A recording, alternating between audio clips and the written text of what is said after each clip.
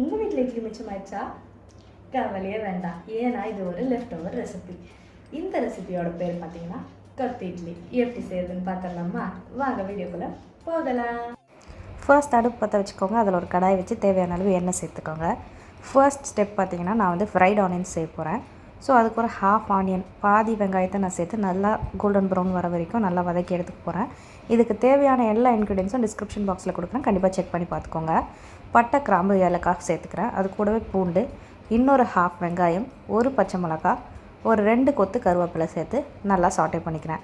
கூடவே பார்த்திங்கன்னா 2 மினிட்ஸ் கழித்து தக்காளி சேர்த்துக்கிறேன். புதினா அண்ட் கொத்தமல்லி சேர்த்து மறுபடியும் நல்லா சாட்டே பண்ணிக்கிறேன். இப்போ நான் தேவையான அளவு சால்ட் சேர்த்துக்கிறேன். சால்ட் சேர்த்ததும் ஒரு 2 வதக்கிட்டு தேவையான அளவு மஞ்சத்தூள் அண்ட் மிளகாத்தூள் சேர்த்துக்கிறேன். இது மட்டும்தான் இதுக்கு பொடி வகை நான் சேர்க்குறது. அண்ட் ஒரு ஹாஃப் கிளாஸ் தண்ணி சேர்த்து இந்த மசாலா நல்லா குக்காக விட போகிறேன். நான் இன்றைக்கி எக் கொத்து இட்லி செய்ய போகிறேன். நீங்கள் வந்து வெஜ் வேணும்னு சொன்னால் எக்குக்கு பதிலாக வெஜிடபிள் சேர்த்துக்கலாம். இல்லை சிக்கன், மட்டன் எது வேணுமோ எக்குக்கு பதிலாக நீங்கள் அதை சேர்த்து பண்ணிக்கலாம்.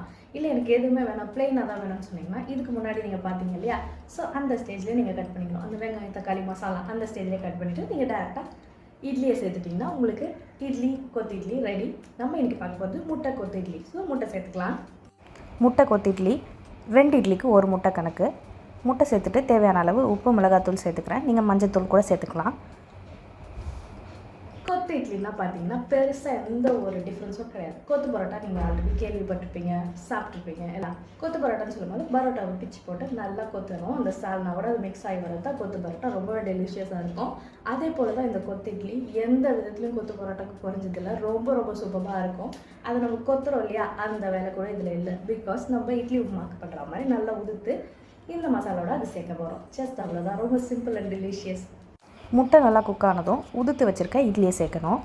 இட்லியை சேர்த்துட்டு நல்லா ஒரு 2 பிரட்டி ஹை ஃப்ளேமில் ஒரு 1 or 2 மினிட்ஸ் நல்லா குக் பண்ணிங்கன்னா உங்களோட முட்டை கொத்து இட்லி ரெடி ஆகிடுச்சு. ரொம்ப டெலிஷியஸான ஒரு ரெசிபி, சிம்பிள் அண்ட் ஈஸி ரெசிபியும் கூட. ரொம்ப டேஸ்டியாக இருக்கும். குழந்தைங்கள்லேருந்து பெரியவங்க வரை ரொம்ப விரும்பி சாப்பிடக்கூடிய ஒரு ரெசிபியாக இருக்கும். கண்டிப்பாக ட்ரை பண்ணி பாருங்கள், உங்கள் எல்லாருக்குமே ரொம்பவே பிடிக்கும். இந்த வீடியோ உங்களுக்கு பிடிச்சிருக்கோன்னு நம்புகிறேன். பிடிச்சிருந்தா ஒரு பெரிய லைக் கொடுத்துருங்க. நம்ம சேனலை அப்படியே சப்ஸ்கிரைப் பண்ணிவிட்டு பக்கத்தில் இருக்க பெல் ஐக்கானை கிளிக் பண்ணிக்கோங்க. கண்டிப்பாக இந்த ரெசிபியை ட்ரை பண்ணி பார்த்துட்டு கமெண்ட் பாக்ஸில் எப்படி இருந்துச்சுன்னு சொல்லுங்கள். தேங்க்ஸ் ஃபார் வாட்சிங். See you in the next video. Bye.